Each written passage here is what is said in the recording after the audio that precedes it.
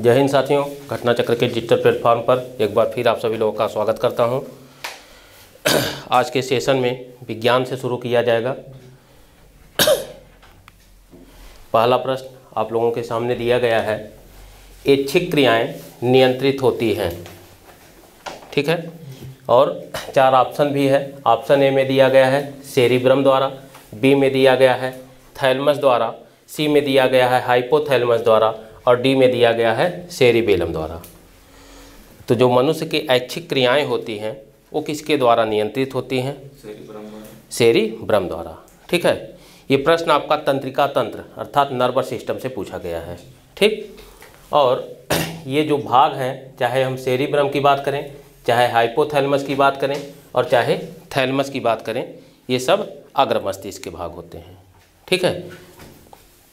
इसके विषय में थोड़ा सा आप लोग जान लीजिए। तंत्रिका तंत्र, नर्वस सिस्टम, ठीक है। तो नर्वस सिस्टम को समझिए कि तंत्रिका तंत्र होता क्या है।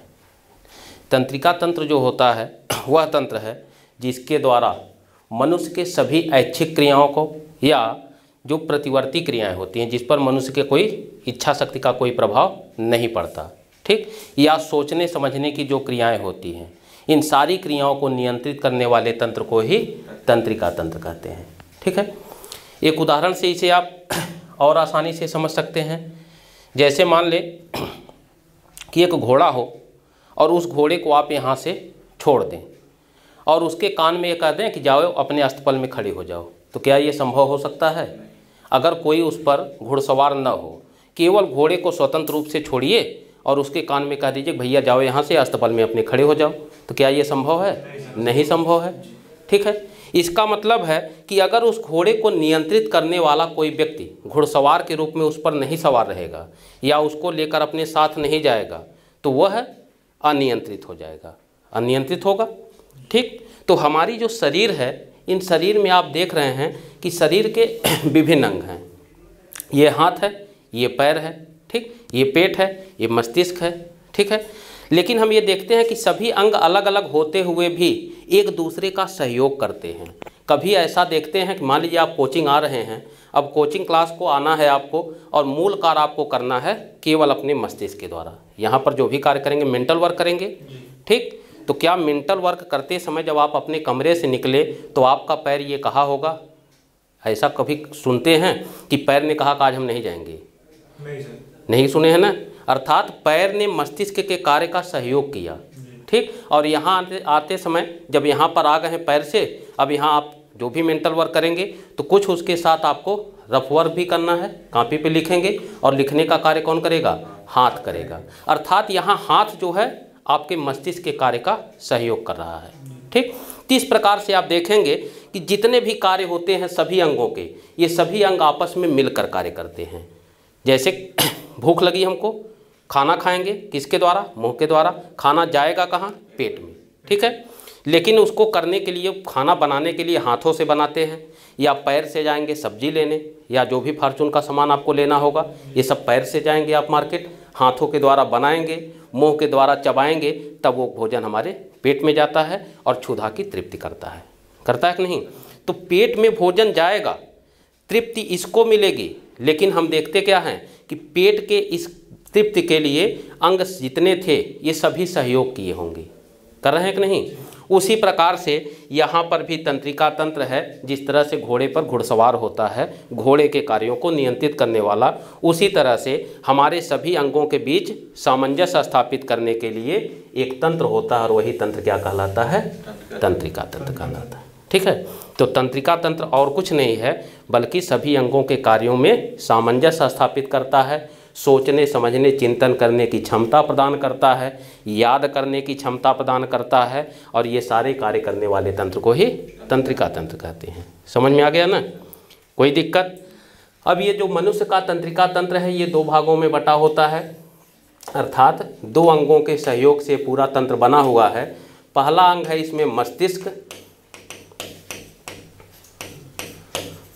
मस्तिष्क, और दूसरा अंग है इसमें मेरुरज्जु, ठीक है, ब्रेन और स्पाइनल कार्ड, ठीक। ये ब्रेन और ये स्पाइनल कार्ड, यही दो अंग जो होते हैं तंत्रिका तंत्र के मुख्य अंग होते हैं, और इन्हीं दोनों अंगों के द्वारा सभी क्रियाओं का नियंत्रित किया जाता है। ठीक है। मस्तिष्क देखिए ये कुल 3 भागों में बटा होता है। अग्र मस्तिष्क, अग्र मस्तिष्क, दूसरा है मध्य मस्तिष्क, मध्य मस्तिष्क, और तीसरा है पश्च मस्तिष्क। ठीक है। अग्र मस्तिष्क, मध्य मस्तिष्क और पश्च मस्तिष्क। ठीक है। अग्र मस्तिष्क को फिर 3 अंगों के रूप में हम देखते हैं। अग्र मस्तिष्क जो होता है इसके अंतर्गत पहला होता है सेरिब्रम,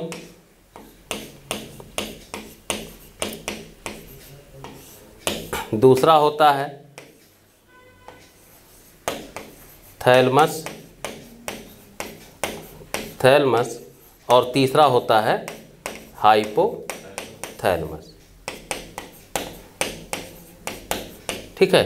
ये भी प्रश्न आपसे पूछा जाएगा कि थैलमस, हाइपोथैलमस या सेरिब्रम ये किसके भाग हैं? तो ये अग्र मस्तिष्क के भाग हैं। ठीक है। ये भी याद रखिएगा, प्रश्न आपसे पूछा जाएगा। ठीक। अब इन तीनों अंगों के कार्य पूछा जाएगा, जैसा कि यहाँ पर पूछा गया है कि ऐच्छिक क्रिया का नियंत्रित कौन करता है? सेरिब्रम करता है। ठीक है। ऐच्छिक क्रियाओं का किसका नियंत्रण होता है? सेरिब्रम का। ठीक है। इसके अलावा ये भी प्रश्न आपसे, इसके अलावा भी प्रश्न सेरिब्रम के कार्य से पूछा जा सकता है। सेरिब्रम ऐच्छिक क्रियाओं को तो नियंत्रित करता ही है, लेकिन इसके अलावा कुछ चीज़ों को और नियंत्रित करता है, अर्थात इसके नियंत्रण में क्या क्या होता है। तो ये भी प्रश्न आपसे पूछा जा सकता है। जैसे यहाँ पर ऐच्छिक क्रिया का नियंत्रित किया तो हो सकता है इसके स्थान पर याददाश्त लिख देता, अर्थात स्मरण शक्ति। जो कुछ भी हमको याद होता है, जो हम पढ़ते हैं या किसी के द्वारा सुनी गई बातों को, ये सारी चीज़ों जो हम याद करते हैं और हमारे मेमोरी में ये बना रहता है, ये भी कहाँ पर बना रहता है? सेरिब्रम में। ठीक है। तो सेरिब्रम के कार्य को कुछ 2-3 पॉइंट नोट कर लीजिए जो प्रश्न आपसे पूछ सकता है। पहला लिख लीजिए, पहला ऐच्छिक क्रियाओं का नियंत्रण, ऐच्छिक क्रियाओं का नियंत्रण। दूसरा स्मरण शक्ति, स्मरण शक्ति।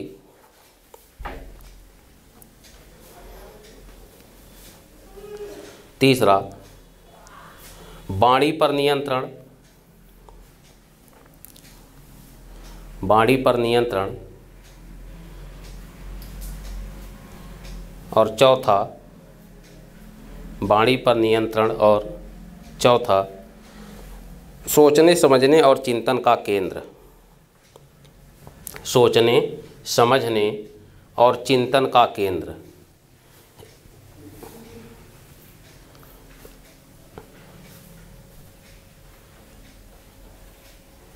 ठीक। तो ये सारी क्रियाएं किसके नियंत्रण में होती हैं? सेरिब्रम की। और अगर ऑप्शन में सेरिब्रम ने लिखा रहे तो क्या लगाएंगे? अग्र मस्तिष्क लगाएंगे, क्योंकि ये उसी का भाग है। अर्थात अगर मस्तिष्क के भाग के रूप में लिखा रहेगा तो ऑप्शन में अग्र मस्तिष्क लिखा रहेगा, और अगर इसके कार्य के विषय में लिखा रहेगा अगर मस्तिष्क के सभी अंगों के, तब सेरिब्रम लगाएंगे। याद रहेगा दोनों प्रश्न। प्रश्न की प्रकृति को आप समझ लीजिए, या ऑप्शन को देखने के बाद ही समझ में आ जाएगा कि सेरिब्रम नहीं दिया गया है तो इसका मतलब अग्र मस्तिष्क का ऑप्शन होना चाहिए। ये चीज़ समझ में आ रहा है कि नहीं? कोई दिक्कत समझने में? अब देखिए थैलमस का भी आपसे कार्य पूछा जा सकता है। सबके कार्य तो नहीं, लेकिन कुछ अंग हैं जिनके कार्यों को विषय में आपसे पूछा जा सकता है एसएससी में। तो थैलमस का कार्य क्या है? देखिए थैलमस का कार्य है ठंडा, गर्म और दर्द का एहसास कराना। ठीक है। थैलमस का कार्य है ठंडा, गर्म और दर्द का एहसास कराना। अर्थात ठंडा गर्म का मतलब क्या हुआ? ये वातावरण से संबंधित है। ठीक है। यहाँ पर ठंडी और गर्मी का तात्पर्य वातावरण की ठंडी गर्मी या किसी पदार्थ के ठंडी गर्मी की बात करता है। जैसे आपके सामने चाय रखा हुआ है। ठीक। अब हम ये कह रहे हैं कि चाय उठाइए और पी लीजिए, और आपको थोड़ा गुनगुना चाय पीने की आदत है और वो चाय पूरी तरह से अभी गर्म है। ठीक। तो आपके मस्तिष्क का थैलमस का भाग ही यही आपको बताता है, थैलमस ही आपको बताएगा कि यह चाय जो है कैसा है, गर्म है। ठीक, और अभी हमको कुछ देर और इंतज़ार करना पड़ेगा। ठीक, तो ये जो वातावरण के प्रति या आपका मौसम अचानक चेंज हुआ, अभी तक बारिश का मौसम था, ठंडी है।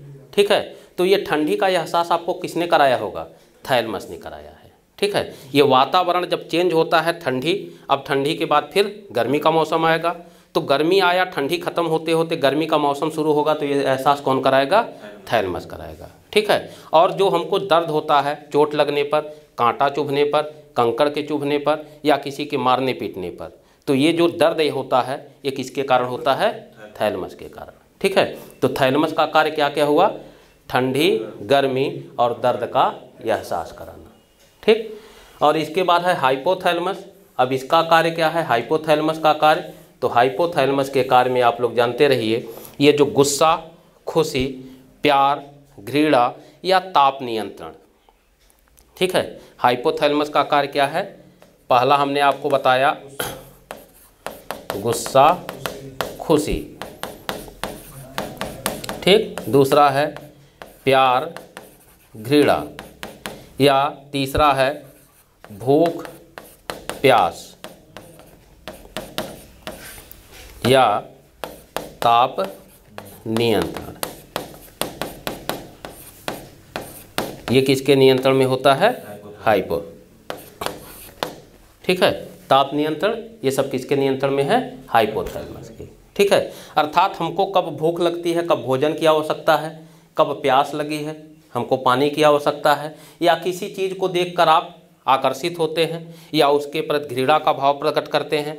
ठीक है, या किसी बात को सुनकर आप गुस्सा हो जाते हैं अचानक, या किसी बात को सुनकर आप खुश हो जाते हैं अचानक, तो ये सब किसके नियंत्रण में होता है, हाइपोथैलेमस की। ठीक है, अब यहाँ पर थोड़ा सा ध्यान देना है, यहाँ हमने लिखा है ताप नियंत्रण। ठीक है, और यहाँ थैलेमस में बताया था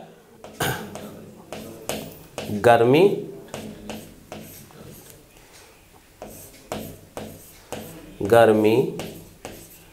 और ठंडी। ठीक है, तो ताप नियंत्रण और गर्मी ये दोनों अलग अलग चीज़ें हैं। ये गर्मी जो है या ये ठंडी जो है, ये हमारे वातावरण या किसी पदार्थ के प्रति हमको यह एहसास कराता है कि वह पदार्थ गर्म है या वस्तु गर्म है, या वातावरण या जहाँ पर बैठे हैं ये कमरा गर्म है या ठंडा है। ठीक है, लेकिन यहाँ पर ताप नियंत्रण का मतलब क्या हुआ, ये हमारे बॉडी के टेम्परेचर से संबंधित है। ठीक, जैसे हमारे बॉडी का जो सामान्य टेम्परेचर होता है कितना होता है, ये होता है तीनों पैमाने पर, आपको याद रखना है, नोट कर लीजिएगा इसको। मानव शरीर का सामान्य तापमान, नंबर 1 लिखिएगा, नंबर 1 36.9 या 37 डिग्री सेल्सियस। ये वास्तव में होता है 36.9 डिग्री सेल्सियस। ठीक है, लेकिन कहीं कहीं ऑप्शन में प्रश्न जब बनाता है तो ऑप्शन में 36.9 लिखकर 37 लिख देता है, वो भी गलत नहीं है। ठीक है, क्यों, क्योंकि हम ये जानते हैं मैथ के नियम में कि दशमलव के बाद 5 या 5 से अधिक कोई संख्या होती है तो उसको 1 जोड़ दिया जाता है, होता है कि नहीं, ये मैथ वाले सर आपको बताएंगे। तो यहाँ पर उसी का पालन किया गया है। तो दशमलव के बाद 5 से अधिक अर्थात 9 है, तो 1 जोड़कर उसको 37 भी लिख सकते हैं। ठीक, तो डिग्री सेल्सियस अर्थात सेल्सियस पैमाने पर अगर तापमान पूछेगा तो कितना लगाएंगे, 36.9 या 37 डिग्री सेल्सियस। ठीक है, दूसरा तापमान है फ़ारेनहाइट पैमाना। ठीक, फ़ारेनहाइट में भी हम शरीर का तापमान मापते हैं, तो फ़ारेनहाइट पैमाने पर इसका तापमान होता है 98.6 डिग्री फ़ारेनहाइट। अर्थात फ़ारेनहाइट पे अगर पूछेगा तो कितना लगाएंगे, 98.6 डिग्री फ़ारेनहाइट। और तीसरा पैमाना होता है केल्विन पैमाना। ठीक है, तो केल्विन पैमाने पर इसी का तापमान होता है 310 डिग्री केल्विन। नहीं, डिग्री इसमें नहीं लगेगा, सॉरी, 310 केल्विन। ठीक, क्लियर। तीनों का तापमान को याद रखना, ये प्रश्न आपसे पूछा जा सकता है कि मानव शरीर का तापमान केल्विन पैमाने पर कितना है, या फ़ारेनहाइट पैमाने पर कितना है, या सेल्सियस पैमाने पर कितना है। ठीक है, दूसरा प्रश्न इसी में से देखिए, सामान्य तापमान से ही दूसरा प्रश्न आपसे पूछ सकता है कि जो डॉक्टर के द्वारा प्रयोग किया जाता है थर्मामीटर, वो किस पैमाने पर होता है? सेल्सियस पर होता है कि फ़ारेनहाइट पर होता है कि केल्विन पर होता है? फिर से बताइए। फ़ारेनहाइट पर होता है। आप खुद सोचिए कि मान लीजिए कि डॉक्टर ने आपको बताया कि आपको लगभग 100 डिग्री फीवर है, वो केवल इतना ही बताता है कि 100 डिग्री फीवर है, 102 डिग्री फीवर, 101 डिग्री फीवर है, ठीक। अब अगर इसको सेल्सियस पर ले जाइए तो शरीर का तापमान कितना गुना बढ़ गया? लगभग 3 गुना बढ़ गया। और 3 गुना बढ़ने का मतलब क्या है? सर फट जाएगा आपका, उतना तापमान आप बर्दाश्त नहीं कर पाएंगे। तो ये किस पर होगा? फ़ारेनहाइट पर, क्योंकि बहुत ज़्यादा नहीं बढ़ा हुआ। अगर 100 है तो इसका मतलब 1.5 डिग्री का ही इजाफा हुआ है, और उस 1.5 डिग्री में भी आप पूरी तरह से तपने लगते हैं, उसको भी आप नहीं बर्दाश्त कर पाते। तो सोचिए कि अगर वो सेल्सियस पैमाने पर होगा तो क्या होगा? हैं? आग लग जाएगी, फट जाएगा पूरा शरीर जो है, होगा कि नहीं? क्योंकि 3 गुने का इजाफा हो रहा है भाई, जो वृद्धि आप देख रहे हो 3 गुने का लगभग है, ठीक है। तो इसका मतलब है कि डॉक्टर के द्वारा प्रयोग किया गया थर्मामीटर किस पैमाने पर होता है? फ़ारेनहाइट पैमाने पर। यह भी प्रश्न जीके का पूछा जाता है, ठीक है। क्लियर? कोई दिक्कत? अब यहाँ पर हम बात कर रहे थे हाइपोथैलेमस पे ताप नियंत्रण के विषय में। तो यही ताप नियंत्रण जो हमारे शरीर का तापमान आप देख रहे हैं कि मान लीजिए कि फीवर हुआ और हमारे शरीर का तापमान बढ़ गया, ठीक है। तो बढ़ने के बाद फिर से नॉर्मल स्थिति में उसको कौन लाता होगा? ये लाता है हमारा हाइपोथैलेमस, ठीक है। अर्थात जो हम दवा खाते हैं और दवा खाने के बाद टेम्परेचर फिर से नॉर्मल कंडीशन में आ जाता है, तो ये किसके द्वारा नॉर्मल कराया जाता है? हाइपोथैलेमस। तो दोनों का अंतर समझ में आया ना, कि ताप नियंत्रण का मतलब शारीरिक तापमान से होता है, और यहाँ पर गर्मी और ठंडी से मतलब वातावरण या पदार्थ की गर्मी ठंडी से होता है, ठीक। क्लियर? कोई दिक्कत समझने में? तो तीनों के कार्य आप याद रखिएगा। सेरिब्रम का भी कार्य आपसे पूछ सकता है, थैलेमस का भी कार्य आपसे पूछ सकता है, और हाइपोथैलेमस का भी कार्य आपसे पूछ सकता है, ठीक। दूसरी चीज़, मध्य मस्तिष्क और पश्च मस्तिष्क में हमको नहीं लग रहा कुछ पूछेगा। पूछना होगा तो पश्च मस्तिष्क का 2 क्वेश्चन है, ध्यान रखिएगा। पश्च मस्तिष्क जो होता है इसका एक भाग कहलाता है medulla oblongata. Medulla oblongata, oblongata, ठीक है। इसका भी कार्य आपसे पूछ सकता है। तो मेडुला ऑब्लांगेटा का जो कार्य होता है, इसका कार्य है श्वसन क्रिया का नियंत्रण, श्वसन क्रिया का नियंत्रण। दूसरा इसका कार्य है हृदय की धड़कन का नियंत्रण, हृदय की धड़कन का नियंत्रण। और तीसरा कार्य है उल्टी और निगरण का नियंत्रण, उल्टी और निगरण का नियंत्रण। ये सारे कार्य किसके नियंत्रण में होते हैं? मेडुला ऑब्लांगेटा के। तो ये भी आपसे पूछ सकता है श्वसन क्रिया, जैसे वनडे के एग्जाम में पूछा गया है, श्वसन क्रिया वाला भी पूछा गया और हृदय की धड़कन को नियंत्रित करने वाला, ठीक है। तो इसे भी आप लोग नोट करके याद रखिएगा कि मेडुला ऑब्लांगेटा के द्वारा मेडुला ऑब्लांगेटा के द्वारा श्वसन क्रिया का नियंत्रण, हृदय की धड़कन का नियंत्रण और उल्टी और निगरण आदि क्रिया पर नियंत्रण किया जाता है,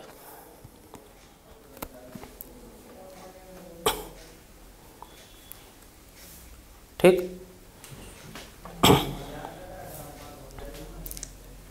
अब देखिए इसमें बात आती है मेरुरज्जु की। तो मेरुरज्जु क्या करता है?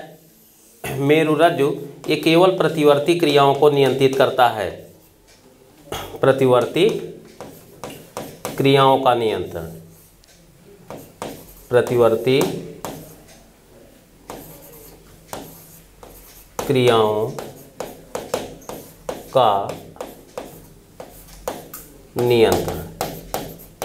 प्रतिवर्ती, तीसरा क्या लिखे है सर?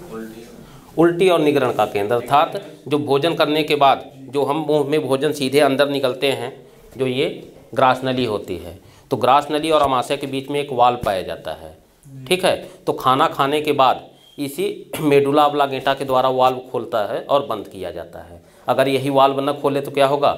भोजन अंदर नहीं जा पाएगा, क्योंकि वाल्व बंद रहेगा, और अगर वाल्व भी बंद रहेगा तो भोजन अंदर जाएगा ही नहीं, ठीक। तो इसको निगरण कहते हैं। और उल्टी का मतलब जो वोमिटिंग हम लोग करते हैं खाना खाने के बाद कभी कभी हो जाता है, ठीक, डाइजेशन सही से नहीं हो पाता और उल्टी कर लेते हैं, तो ये सारे किसके नियंत्रण में होते हैं? मेडुला ऑब्लांगेटा या पश्च मस्तिष्क की। क्लियर, कोई दिक्कत? मेरुरज्जु के कार्य में केवल इतना ही याद रखिएगा कि समस्त प्रतिवर्ती क्रियाओं का नियंत्रण कौन करता है? मेरुरज्जु या स्पाइनल कॉर्ड। ठीक है। अब प्रतिवर्ती क्रियाएं क्या होती हैं, ये बहुत डीप क्वेश्चन हो जाएगा, नहीं पूछेगा, लेकिन समझ लीजिए केवल आप लोग की होती क्या है, क्योंकि जिज्ञासा होगी मन में कि प्रतिवर्ती क्रियाएं क्या हैं। तो एक ऐसी क्रिया जिस पर हमारी इच्छा शक्ति का कोई प्रभाव नहीं पड़ता। ठीक है, अर्थात हम चाह के उस पर रोक नहीं लगा सकते, ठीक, और अपनी इच्छा के अनुसार जब चाहें तब उसको करवा भी नहीं सकते। जैसे हिचकी आना, तो क्या हम ये चाहें कि अभी हिचकी आ जाए तो आ सकती है? नहीं आ सकती। और अगर हिचकी आने लगे और हम ये चाहें कि रुक जाए तो क्या रुकती है? नहीं रुकती। ठीक, तो इसका मतलब है कि हिचकी आना किस प्रकार की क्रिया है? प्रतिवर्ती क्रिया है। ठीक, और ये भी देखते हैं कि हिचकी आती है तो कुछ देर बाद रुक भी जाती है, तो रोकता कौन है? स्पाइनल कॉर्ड रोकता है। अगर यही स्पाइनल कॉर्ड हमारा पूरी तरह से फेल हो जाए तो कोई भी क्रिया, अगर प्रतिवर्ती क्रिया एक बार चालू हो जाएगी तो वो हमेशा चलती रहेगी, उसको रोका नहीं जा सकता। लेकिन हम ये देखते हैं कि हिचकी आती है और रुक भी जाती है। इसी प्रकार से खांसना, खांसना क्या हम ये चाहें कभी खांसी आ जाए तो क्या नेचुरल खांसी आ सकती है? खांसने के लिए तो खांस सकते हैं, लेकिन उसमें नेचुरलिटी नहीं रहेगी। ठीक, अर्थात कोई भी देख के बता सकता है कि ये ज़बरदस्ती कर रहे हैं। ठीक है, तो खांसना ये भी हमारी प्रतिवर्ती क्रिया है। और हम ये भी देखते हैं कि खांसते खांसते अचानक खांसी रुक भी जाती है, तो ये रोकता कौन है? स्पाइनल कॉर्ड या मेरुरज्जु रोकता है। ठीक, इसी प्रकार से स्वादिष्ट भोजन देखकर मुंह में पानी आना, ठीक, लाजमी है भाई। कहीं शादी विवाह बारात में गए हैं और वहाँ पर स्टॉल खुल गया है, तो होता है कि नहीं, मुंह में थोड़ा बहुत पानी आ ही जाता है कि यार कोई कहे हमसे भी हैं कि स्टॉल के नज़दीक पहुँचे। ठीक है, तो हम ये भी देखते हैं कि कुछ विदिन कुछ सेकंड के लिए आता है और फिर चला भी जाता है। ठीक, तो ये स्पाइनल कॉर्ड ही बताता है उसको, हमारे लार ग्रंथि को, कि भैया कोई दिक्कत नहीं, या तो अभी जाओगे खाने और या तो नहीं जाओगे, दोनों स्थितियां बता देता है। अर्थात मान लीजिए कहीं ऐसे जगह पे खुला हुआ है सड़क पर जहां निमंत्रण नहीं है, तो लार ग्रंथि को यही बता देता है कि अनायास परेशान मत हो, मिलने वाला नहीं है, तब भी रुक जाता है। और अगर मिलने वाला हो अर्थात आप इन्वाइट हो तब भी बता देता है कि रुके रहिए, कुछ देर बाद तो मिलेगा ही। ठीक, तो ऐसा होता है कि एक बार प्रतिवर्ती क्रिया जब चलती है तो स्पाइनल कॉर्ड अगर उसको न रोके तो वो हमेशा चलती ही रहेगी, अर्थात मुंह में पानी आना कभी रुकता न। लेकिन हम ये देखते हैं कि रुक भी जाता है। इसी प्रकार से पलकों का झपकना, हम ये देखते हैं कि पढ़ते समय या देखते समय या कुछ भी करते समय कुछ सेकंड के अंतराल पे पलकें झपकती हैं और खुल जाती हैं, तो ये भी एक प्रतिवर्ती क्रिया है। और इन सभी प्रतिवर्ती क्रियाओं का नियंत्रण कौन करता है? मेरुरज्जु करता है। एक ही प्रश्न आपसे पूछा जाएगा। ठीक, केवल यही प्रश्न कि मनुष्य के सारी प्रतिवर्ती क्रियाओं का नियंत्रण कौन करता है? मेरुरज्जु करता है। ठीक, इससे अधिक आपसे तंत्रिका तंत्र से प्रश्न नहीं पूछेगा। ठीक है, तो एक प्रकार से आप देखेंगे तो पूरा का पूरा तंत्रिका तंत्र से संबंधित जितने भी प्रश्न बन सकते थे आपके एसएससी के एग्जाम में, पूरा का पूरा प्रश्न आपको बताया गया। ठीक है, समझ में आया सारे प्रश्न? कोई दिक्कत? पूरा प्रश्न समझ में आ गया? चलिए अगले प्रश्न की ओर हम लोग बढ़ते हैं। अगला प्रश्न दिया गया है, किसे प्रोटीन की फैक्ट्री कहते हैं? ठीक, ये प्रश्न आपका कोशिका से, सेल से है। ठीक है, तो देखिए ऑप्शन ए में दिया गया है सेंट्रोसोम, बी में दिया गया है लाइसोसोम, सी में दिया गया है राइबोसोम और डी में दिया गया है माइटोकॉन्ड्रिया। तो इसे प्रोटीन की फैक्ट्री किसे कहते हैं? राइबोसोम को कहते हैं। और सही जवाब है आपका, बिल्कुल सही जवाब है। अर्थात इस प्रश्न का सही जवाब क्या है? राइबोसोम है। ऊर्जा फैक्ट्री कहते हैं इसको, माइटोकॉन्ड्रिया। माइटोकॉन्ड्रिया को ऊर्जा की फैक्ट्री या पावर हाउस कहते हैं। ठीक है, ये चारों हम आपको बता देते हैं और चारों से संबंधित प्रश्न पूछा जा सकता है। जितने कोशिकांग हैं उन सभी कोशिकांगों में सबसे महत्वपूर्ण कोशिकांग यही 3-4 हैं जिनके विषय में आपसे पूछा जाता है। तो देखिए इससे संबंधित जो प्रश्न पूछा जाता है कोशिकांग से, किसी भी एग्जाम को उठा के देखिए आप, उसमें या तो इसके खोजकर्ता, या तो इसका कार्य, या तो इसकी संज्ञा, अर्थात अपने कार्य के कारण इसको एक विशेष संज्ञा दे दी जाती है। तो यही 3 ही प्रश्न पूछे जाते हैं। ठीक, वनडे का कोई भी एग्जाम हो, एसएससी हो, जीडी हो या कोई भी वनडे का एग्जाम आप देखेंगे तो इन्हीं 3 से ही प्रश्न पूछा जाता है कोशिकांगों से। या तो उसका कार्य पूछ लिया जाता है, या तो उसकी विशेष संज्ञा, जैसे कि यहाँ पर यह संज्ञा दिया गया है प्रोटीन की फैक्ट्री, ये इसकी संज्ञा ही तो है। ठीक, या तो उस संज्ञा या उपनाम कह सकते हैं, और या तो इसके खोजकर्ता से। ठीक है। तो प्रोटीन की फैक्ट्री किसे कहेंगे? राइबोसोम को कहेंगे, नोट कर लीजिएगा आप लोग। दूसरा देखिए, राइबोसोम को प्रोटीन की फैक्ट्री क्यों कहते हैं, अर्थात यही प्रश्न इसके कार्य से पूछा जा सकता है कि मानव शरीर में राइबोसोम का कार्य क्या है। तो सेम यही कार्य है। क्या कार्य होगा? प्रोटीन का निर्माण करना, प्रोटीन का निर्माण करना, ठीक है, प्रोटीन का निर्माण करना। इसीलिए तो फैक्ट्री कहा जा रहा है भाई। फैक्ट्री का मतलब वहाँ पर वो चीज़ बनता होगा, ठीक। तो देखिए, मनुष्य की जो कोशिकाएं होती हैं, ये पहले क्लास में आपको बताए थे, फिर से हम बता देंगे किसी क्लास में। मनुष्य की जो कोशिका है ये यूकैरियोटिक प्रकृति की होती है। कोशिका दो प्रकार की होती है, प्रोकैरियोटिक और यूकैरियोटिक। यूकैरियोटिक कोशिका की विशेषता होती है कि इसमें स्पष्ट केंद्रक पाया जाता है, ठीक है। अर्थात कोशिका के चारों तरफ कोशिका झिल्ली जिसे सेल मेम्ब्रेन कहते हैं, और केंद्रक के चारों तरफ केंद्रक झिल्ली जिसे न्यूक्लियस मेम्ब्रेन कहते हैं। तो इसमें न्यूक्लियस मेम्ब्रेन पाया जाता है, और न्यूक्लियस मेम्ब्रेन की उपस्थिति के कारण इसको हम अस्पष्ट केंद्रक कहते हैं, ठीक है। अर्थात केंद्रक हमको स्पष्ट रूप से दिखाई देता है, ठीक।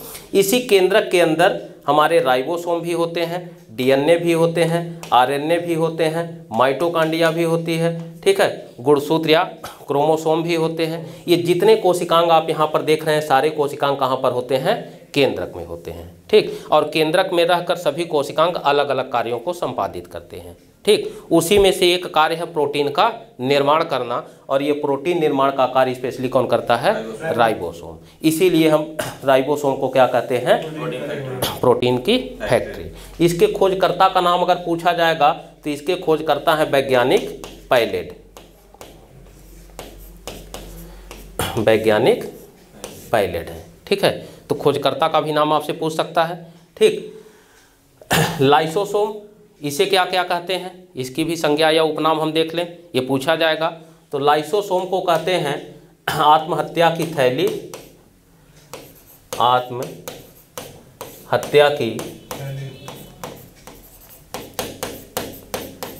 आत्महत्या की थैली, या एक उपनाम और दिया गया है, इसे कहा जाता है पाचन की थैली, पाचन की थैली, ठीक है। इसे आत्महत्या की थैली और पाचन की थैली कहते हैं। ये प्रश्न आपसे पूछा जा सकता है, जैसा कि यहाँ पर दिया गया है कि निम्नलिखित में से किसी प्रोटीन की फैक्ट्री कहते हैं, तो उसी प्रकार से पूछ सकता है कि निम्नलिखित में से किसे आत्महत्या की थैली या पाचन की थैली कहते हैं। तो ये किसको कहेंगे? लाइसोसोम को। क्यों कहा जाता है, अर्थात इसका कार्य आपसे पूछा जाएगा। जहाँ पर हम क्यों की बात करेंगे, इसका मतलब उसके कार्य को जान लें, ठीक है। जैसे आप यहाँ पर बैठे हैं और हम आपसे कहें, या कोई भी आपको आएगा यहाँ पर, तो क्या कहेगा? हमको शिक्षक और आपको विद्यार्थी, ठीक है। तो हम टीचर और आप स्टूडेंट क्यों हैं? क्योंकि हमारे कार्य से संबंधित है। हम शिक्षक हैं, इसका मतलब हम शिक्षा दे रहे हैं, पढ़ा रहे हैं, इसलिए हम क्या हुए? शिक्षक। और आप पढ़ रहे हैं, इसका मतलब आप विद्यार्थी हुए, ठीक। इसका मतलब है कि किसी भी वस्तु या व्यक्ति को जो उपनाम या संज्ञा दी जाती है, ये उसके कार्य से संबंधित होता है। जो कार्य कर रहा है उसी से संबंधित उसकी संज्ञा या उपनाम हो जाएगा, होगा कि नहीं। तो यहाँ पर अगर आत्महत्या की थैली या पाचन की थैली की बात करें कि क्यों कहा जाता है, इसका मतलब हमको क्या देखना है? उसका कार्य देखना है, ठीक है। तो इसका कार्य दो होता है। पहला इसका कार्य होता है कि केंद्रक के अंदर जितने कोशिकांग हैं वो कभी कभी डेड हो जाते हैं, ठीक। हमने आपको बताया था पहले क्लास में कि जिस प्रकार से हमारी एक आयु है, उसी प्रकार से कोशिकाओं की भी आयु है, और कोशिकाओं के साथ साथ कोशिकांगों की भी अपनी आयु होती है, ठीक। लेकिन उस आयु के जीने के पहले भी कभी कभी बीमारी की अवस्था में या चोट लगने की अवस्था में वो मर जाते हैं, ठीक है। जैसे हमारी आयु अगर आश्रम पद्धति पे बताया था 100 साल, तो क्या हम 100 साल निश्चित है कि जिएंगे? नहीं, हो सकता है कि एक्सीडेंट हो जाए या बीमार हो गए, तो एक्सीडेंट की अवस्था में या बीमारी की अवस्था में हम पहले भी मर सकते हैं। तो उसी प्रकार से कोशिका और कोशिकांगों के लिए भी होता है कि कभी कभी ये पहले भी मर जाते हैं और कभी कभी अपनी आयु पूरा करने के बाद भी मरते हैं। तो किसी भी कंडीशन में जब ये मर जाते हैं, ठीक, या बीमार पड़ जाते हैं, तो बीमारी की अवस्था में अपना कार्य नहीं कर पाते, ठीक। जैसे मान लें राइबोसोम है, इसका कार्य है प्रोटीन का निर्माण करना। या तो राइबोसोम अपनी आयु पूरा करके मर गया हो, या तो कार्य करने में अक्षम हो गया हो, अर्थात पूरी तरह से बीमार हो गया हो। तो ऐसी स्थिति में प्रोटीन निर्माण का कार्य कौन करेगा? हमको नए राइबोसोम की आवश्यकता होगी, लेकिन नया राइबोसोम तभी जन्म लेगा जब यह राइबोसोम अपना स्थान छोड़ेगा। भाई जैसे यहाँ पर अगर हमको व्हाइट बोर्ड लगाना हो तो व्हाइट बोर्ड हमको लगाने के लिए क्या करना होगा, पहले इस बोर्ड को हमको हटाना होगा, तभी तो इसके स्थान पर वो व्हाइट बोर्ड सेट करेंगे। इसका मतलब है कि मरे हुए इस कोशिकांग को हमको इससे बाहर करना होगा, और यही बाहर करने का कार्य कौन करता है, लाइसोसोम करता है। तो प्रत्येक कोशिकांग को जब ये बाहर करता है तो बाहर करने की स्थिति में जब ये बाहर लाता है तो अपनी कोशिका झिल्ली को तोड़ देता है, ठीक। और तोड़ेगा, जब ऐसे ही कोशिका झिल्ली तोड़ेगा, इसके जो भी कोशिका द्रव्य होंगे वो सब बाहर आ जाएंगे, और कोशिका द्रव्य की अनुपस्थिति में ये स्वयं भी नष्ट हो जाता है, ठीक। इसीलिए इसको क्या कहते हैं, आत्महत्या की थैली कहते हैं, ठीक। तो आत्महत्या की थैली क्यों कहते हैं, तो इसका कार्य आपसे पूछा जाएगा कि कोशिका के केंद्रक में स्थित मृत कोशिकांगों के साफ सफाई करने का कार्य किसके द्वारा किया जाता है, लाइसोसोम के द्वारा, ठीक। और इसी साफ सफाई के कार्य में स्वयं भी नष्ट हो जाता है, इसीलिए इसको आत्महत्या की थैली कहते हैं। तो पहला कार्य समझ में आया। पहला कार्य हो जाएगा केंद्रक की या मृत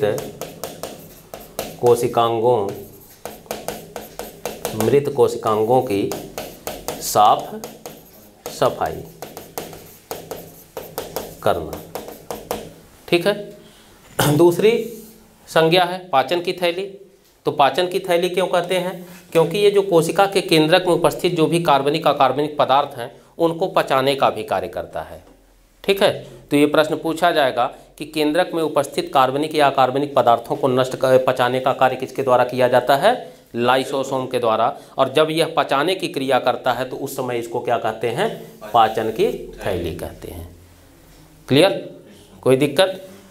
माइटोकॉन्ड्रिया को क्या कहते हैं, इसे पावर हाउस कहा जाता है, पावर हाउस कहा जाता है, ठीक है। अब पावर हाउस क्यों कहते हैं, क्योंकि जो श्वसन क्रिया हमने आपको बताया था कि जब हम श्वसन क्रिया करते हैं तो श्वसन क्रिया के पश्चात जो हमारे ऑक्सीजन होते हैं वो ऑक्सीजन माइटोकॉन्ड्रिया तक पहुंचने के बाद, जो कोशिका का माइटोकॉन्ड्रिया होता है प्रत्येक कोशिका में है और प्रत्येक कोशिका को ऑक्सीजन की भी आवश्यकता है, तो वह ऑक्सीजन यह ग्रहण कर लेता है माइटोकॉन्ड्रिया, और उसी ऑक्सीजन को लेकर ये जो हम पोषक तत्व पाचन क्रिया से हमको भोजन से प्राप्त होते हैं उन पोषक तत्वों को ऑक्सीकरण अर्थात तोड़ने की क्रिया करता है, और जितना ही उसको हम तोड़ेंगे उतना ही उससे ऊर्जा की प्राप्ति होगी, ठीक। तो इस प्रकार से इसका मुख्य कार्य हुआ कोशिकीय श्वसन, कोशिकीय श्वसन, कोशिकीय श्वसन, ठीक है। और कोशिकीय श्वसन का यही कार्य करने के कारण इसको क्या कहते हैं, माइटोकॉन्ड्रिया को कहा जाता है ऊर्जा का घर या पावर हाउस, ठीक। क्लियर, कोई दिक्कत, समझ में आ गया सभी कार्य। अब सेंट्रोसोम को ध्यान में रखिएगा कि सेंट्रोसोम केवल जंतु कोशिकाओं में पाया जाता है, पादप कोशिकाओं में यह नहीं पाया जाता, और इसका मुख्य कार्य होता है कोशिका विभाजन। इसका कार्य क्या होता है, कोशिका विभाजन, ठीक है। तो कल के क्लास में हमने आपको बताया था कि हमारे शरीर में नई कोशिकाओं का जन्म कैसे होता है, कोशिका विभाजन से होता है, ठीक है। अर्थात कोई भी पुरानी कोशिका ये विभाजित होकर 2 नई कोशिकाओं को अथवा 4 नई कोशिकाओं को जन्म देती है, ठीक है। तो कोशिका विभाजन के लिए सेंट्रोसोम ही मदद करता है, ठीक है। तो कोशिका विभाजन का कार्य किसका है, सेंट्रोसोम का है, ठीक। और ये किस में पाया जाता है, तो केवल जंतु कोशिकाओं में पाया जाता है, पादप कोशिकाओं में सेंट्रोसोम का अभाव होता है, ठीक। सभी प्रश्न समझ में आ गए। जहाँ भी दिक्कत होगी या कोई प्रश्न होगा तुरंत आप लोग निसंकोच पूछिएगा, ठीक है। चलिए अगला प्रश्न दिया गया है, लाइकेन संकेतक होता है, लाइकेन किसका संकेत देता है। ये कुछ प्रदूषण की बात की गई है यहाँ पर। ऑप्शन ए में दिया गया है भूमि प्रदूषण का, बी में दिया गया है जल प्रदूषण का, सी में दिया गया है वायु प्रदूषण का, डी में दिया गया है ध्वनि प्रदूषण का। तो अर्थात किस प्रकार का संकेत, किस प्रकार के प्रदूषण का संकेत हमको लाइकेन से प्राप्त होता है, ठीक। कुछ बताना चाहेंगे, कोई दिक्कत नहीं, हम बता रहे हैं। देखिए ये देता है वायु प्रदूषण का संकेत। किस प्रकार के प्रदूषण का संकेत देता है, वायु प्रदूषण का। और ये प्रश्न आपसे पूछा जा सकता है ये बहुत इंपॉर्टेंट प्रश्न है। यहाँ जितने प्रश्न आपको मैं सॉल्व करवा रहा हूँ ये किसी न किसी एग्जाम के आप में पूछा गया है, ठीक। और उससे संबंधित जितने भी अन्य संभावित प्रश्न बन सकते हैं उस पर भी हम लोग डिस्कस कर लेते हैं, ठीक है। तो लाइकेन किस प्रदूषण का संकेत होता है? वायु प्रदूषण का संकेतक होता है, अर्थात उन सभी स्थानों पर लाइकेन नहीं पाए जाते जहाँ पर वायु प्रदूषण स्तर बहुत उच्च होता है, ठीक है। अगर वायु प्रदूषण ज़्यादा है इसका मतलब है कि हम वहाँ पर लाइकेन के पौधे को नहीं पाएंगे, उगेगा ही नहीं, ठीक है। उन सभी स्थानों पर जहाँ भी वायु प्रदूषण ज़्यादा होगा वहाँ पर लाइकेन का पौधा नहीं पाया जाएगा। हाँ, ठीक है, क्लियर हुआ ना। ये प्रश्न इस रूप में भी आएगा, यदि किसी स्थान का वायु प्रदूषण अधिक है तो इसका तात्पर्य है कि वहाँ अनुपस्थित होगा, क्या अनुपस्थित होगा? लाइकेन, ठीक, क्लियर। दूसरा प्रश्न आपसे पूछा जाएगा कि लाइकेन किसका मिश्रण होता है? तो लाइकेन कोई इस तरह का पौधा नहीं है, इसको सबसे पहले उत्पादित किया गया था, ठीक है। अर्थात आर्टिफिशियल रूप से हम कह सकते हैं कि सबसे पहले किसने लाइकेन का आविष्कार किया, ठीक। तो सबसे पहले इसका आविष्कार किया गया था वैज्ञानिक तुलासने के द्वारा। किसके द्वारा किया गया था? तुलासने के द्वारा, ठीक है। तुलासने ने ही सबसे पहले लाइकेन के पौधे का आविष्कार किया और ये लाइकेन दो पौधों से मिलकर बना होता है। क्या क्या इसमें शामिल होता है? तो लाइकेन शामिल होता है, लाइकेन में कवक प्लस शैवाल। अर्थात अगर हम कवक और शैवाल को इस तरह से एक साथ आपस में जोड़ दें और ये हम मान लें कि ये शैवाल है और नीचे यह कवक है, तो इस संरचना को अब हम कवक और शैवाल के इस संरचना को क्या कहेंगे? लाइकेन कहेंगे, ठीक है। तो लाइकेन किससे किससे मिलकर बना होता है? कवक और शैवाल से मिलकर बना होता है। ये भी प्रश्न आपसे पूछा जाता है, ठीक। अगर आप लोग प्रैक्टिस से हल करते होंगे तो ये सारे प्रश्न ऐसे ही इस रूप में मिलेंगे आपको, ठीक, कि लाइकेन में क्या क्या शामिल होता है? तो कवक और शैवाल शामिल होता है, ठीक है। कवक की विशेषता हम लोग जानते हैं, कवक जिसे फंगस भी कहते हैं, फफूंद, ठीक। तो कवक की विशेषता होती है कि ये क्लोरोफिल विहीन होता है, क्लोरोफिल विहीन होता है, अर्थात इसमें क्लोरोफिल नहीं पाया जाता, ठीक। और हम ये जानते हैं कि प्रकाश संश्लेषण की क्रिया कहाँ होती है? क्लोरोफिल में होती है। इसका मतलब है कि अगर क्लोरोफिल नहीं पाया जाता तो यह प्रकाश संश्लेषण की क्रिया नहीं करता होगा, ठीक। इसका मतलब है कि इसको हम उत्पादक वर्ग में न रखकर उपभोक्ता वर्ग में रखते हैं, ठीक। अर्थात कवक अपने भोजन का निर्माण स्वयं नहीं कर पाता।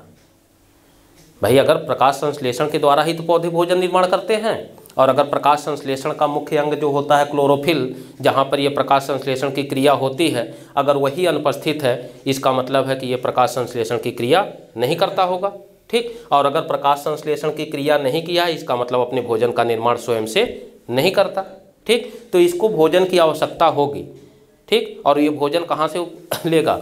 किसी दूसरे जंतु से या पौधे से आश्रित रहकर, ठीक। अब ये जंतुओं से भी अर्थात हमारे शरीर से भी पोषण ग्रहण कर सकता है और पेड़ पौधों पर भी आश्रित रहकर, और ये जो पोषण प्राप्त करता है ये हमको बीमार कर देता है। जैसे अगर हमारे शरीर से लेगा तो क्या करेगा? हमको बीमार करेगा, ठीक। हम बीमारी की अवस्था में हम एक चीज़ महसूस किए हैं, चाहे वो बीमारी वायरल हो, चाहे बैक्टीरियल हो, चाहे फंगल हो, जो भी बीमारी हमको होती है उस बीमारी की अवस्था में हम ये देखते हैं कि हमारा शरीर धीरे धीरे कमज़ोर पड़ने लगता है। होता है कि नहीं? क्यों कमज़ोर हुआ है? क्योंकि जो भी बैक्टीरिया, वायरस या फंगस हमारे शरीर में प्रवेश करके हमको बीमार किया होगा वो हमारे ही शरीर से पोषण को प्राप्त कर लिया होगा। अर्थात जो भोजन हम ग्रहण करते हैं अपने पोषण के लिए, वो भोजन से जितने भी पोषक तत्व निकलते हैं वो कौन ले लेता है? यही सारे सूक्ष्म जीव ले लेते हैं, ठीक। तो हमको नहीं मिलता इसलिए हम कमज़ोर हो जाते हैं और ये उसी से अपना पोषण प्राप्त करने लगते हैं, ठीक है। तो यहाँ पर ध्यान दीजिए कि अब इसी शैवाल से, कवक से एक प्रश्न आपसे और पूछा जा सकता है इसी लाइकेन में, ठीक है। प्रश्न बहुत डीप है, हालांकि बहुत टफ पेपर बनेगा तभी ये प्रश्न पूछ सकता है, लेकिन डीप होते हुए भी इसमें कुछ चीज़ें हैं कि इस तरह से जो कि समझने के लिए भी आसानी है, दूसरी चीज़ ये प्रश्न आपसे पूछने की प्रबल संभावना भी है।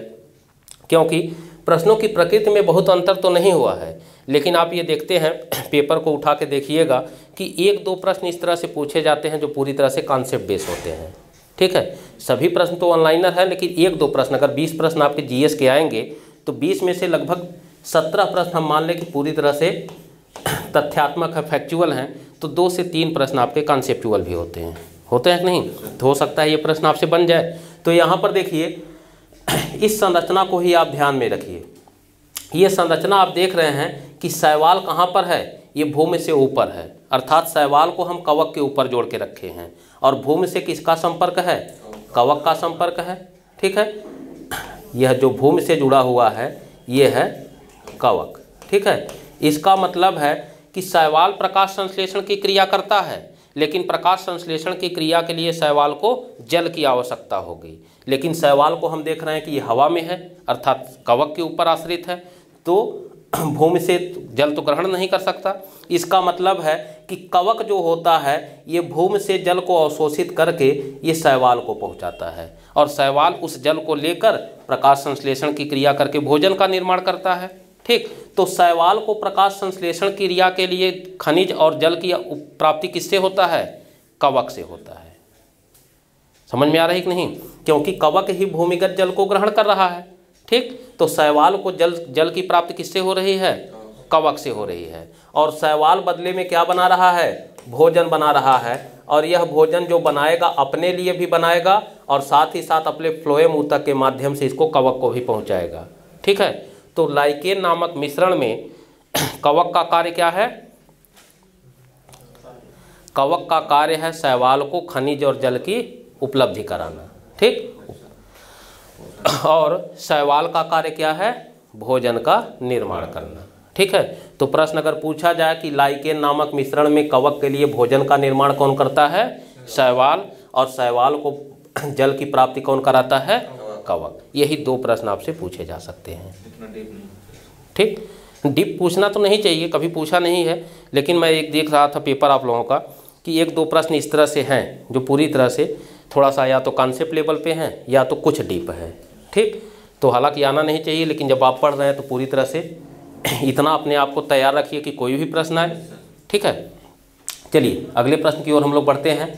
अगला प्रश्न दिया गया है, मानव शरीर में बाल सॉकेट संधि पाई जाती है। हिंदी में इसको कहते हैं कंदुक खल्लिका संधि, और इंग्लिश में इसको कहते हैं बॉल सॉकेट संधि। ये कहाँ पाई जाती है? ठीक, ऑप्शन ए में दिया गया है अंश मेखला और ह्यूमरस के बीच, बी में दिया गया है श्रोण मेखला और फीमर के बीच, सी में दिया गया है ए और बी दोनों में, और डी में दिया गया है ना तो ए में और ना ही बी में।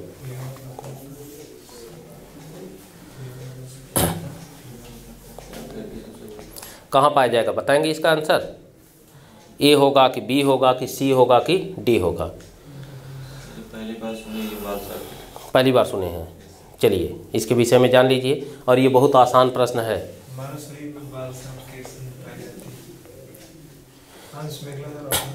हाँ, देखिए इसके विषय में जान लीजिए, बहुत ही आसान प्रश्न है। जो जॉइंट से प्रश्न आता है ये सबसे आसान प्रश्न उसमें यही है आपका। ठीक, और ये प्रश्न जो है आपका किससे है? ये कंकाल तंत्र से संबंधित प्रश्न है।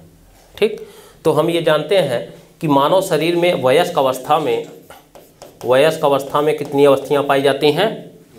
206। याद रखिए, ये सबसे आसान प्रश्न है, सबसे आसान प्रश्न। ये बहुत पूछा जाने वाला प्रश्न है। आसान का सेंस हमारा यही है कि बहुत पूछा जाने वाला प्रश्न है। ठीक, कि वयस्क मनुष्य में अस्थियों की संख्या कितनी होती है? 206। तो ये अस्थियां जो होती हैं ये जुड़ी हुई होती हैं। भाई ऐसे बिखरी हुई अवस्था में अगर 206 हड्डी रहे भी तो उसका क्या उपयोग है? ठीक, ये हमारे शारीरिक ढांचे का निर्माण कर ही नहीं सकती। और हम ये जानते हैं कंकाल तंत्र का जो परिभाषा है वो क्या है कि किसी भी जीव के शारीरिक ढांचे का निर्धारण करने वाले तंत्र को ही हम क्या कहते हैं? कंकाल तंत्र। ये हमारे शारीरिक ढांचे का निर्धारण करता है। अर्थात अगर आप सड़क पे जाइए और 3 कंकाल आपको इस तरह से बिछा के रख दिया जाए, इसमें से एक हाथी का कंकाल हो, एक कुत्ते का कंकाल हो और एक मनुष्य का कंकाल हो, तो आप पहचान के तुरंत बता लेंगे भाई। सर अगर पूरा मतलब जॉइंट रहेगा तब पहचान पाएंगे? जॉइंट, अब हड्डियां बिखेर देंगे तब कहाँ से पहचानेंगे? ठीक। अगर जुड़ा हुआ कंकाल हो तो एक मानव का कंकाल है, ये कुत्ते का और ये हाथी का है, कंकाल देख के ही ये बता देते हैं। कैसे बताते हैं? क्योंकि वही उसके शारीरिक ढांचे का निर्धारण कर रहा है, तभी तो बताते हैं। ठीक है, तो इसका मतलब है कि वो जुड़ा हुआ होगा अस्थियाँ तभी। ठीक, तो यही जुड़ी हुई अस्थियों के विषय में पूछ रहा है कि ये संधियाँ अर्थात ये जॉइंट कहाँ पाया जाता है। ठीक है, तो जो संधियाँ पाई जाती हैं अस्थियों के बीच में, उन संधियों के विषय में जान लीजिए कि ये संधियाँ दो प्रकार की होती हैं। एक को हम कहते हैं अचल संधि, अचल संधि अर्थात फिक्स्ड जॉइंट। इसमें किसी प्रकार का कोई मूवमेंट नहीं होता। ठीक है, ये अस्थियाँ जिस रूप में जुड़ी हैं वैसे ही को वैसे रह जाती है, इसमें तनिक भी मूवमेंट नहीं होता। ठीक, और दूसरी जो संधि होती है इसे हम कहते हैं चल संधि, जो घूमती फिरती है। ठीक है, अब ये चल संधियाँ अनेक प्रकार की होती हैं, जिसमें से हमको बॉल सॉकेट समझना है। तो देखिए चल संधियाँ जो होती हैं इसमें से पहला है बॉल सॉकेट संधि, बॉल सॉकेट संधि। ठीक है, तो बॉल सॉकेट संधि की जो विशेषता होती है वो क्या होती है? ये चारों दिशाओं में घूम सकती है। ठीक है, ये सभी दिशाओं में घुमाया जा सकता है, अर्थात अस्थियों के बीच की वह संधि जिसमें अस्थियों को चारों दिशाओं में घुमाया जा सकता है, ऐसे संधि को क्या कहते हैं? बॉल सॉकेट संधि। ठीक है, अब ये बॉल सॉकेट का मतलब क्या हुआ? एक इस प्रकार की संधि देखिए कि ये जो होता है बॉल, ठीक, और ये है इसका सॉकेट। ठीक, अब इसमें अगर हम इसको इस तरह से फिट कर दें तो क्या है, इसको हम चारों दिशाओं में नचा सकते हैं कि नहीं? किसी भी दिशा में मूवमेंट कर सकते हैं। और यही संधि हमारे शरीर में अंश मेखला और ह्यूमरस के बीच पाई जाती है, श्रोण मेखला और फीमर के बीच पाई जाती है। अर्थात अंश मेखला ये कंधे की अस्थि और इसके नीचे की यह जो अस्थि होती है इसको हम ह्यूमरस कहते हैं। तो इसमें अस्थि को देखिए किसी भी दिशा में इस तरह से हम मूवमेंट करा सकते हैं, करा लेते हैं कि नहीं? तो अंश मेखला और ह्यूमरस के बीच किस प्रकार की संधि है?